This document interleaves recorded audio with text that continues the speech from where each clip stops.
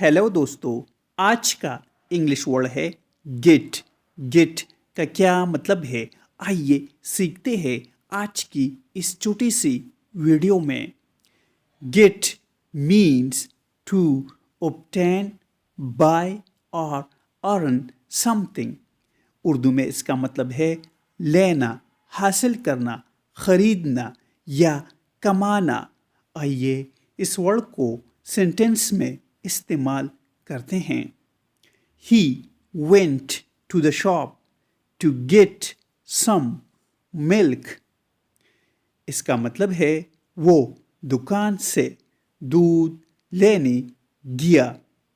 दोस्तों, चैनल को सब्सक्राइब करें और वीडियो को लाइक और शेयर ज़रूर करें। Thanks for watching this video. Shop means दुकान।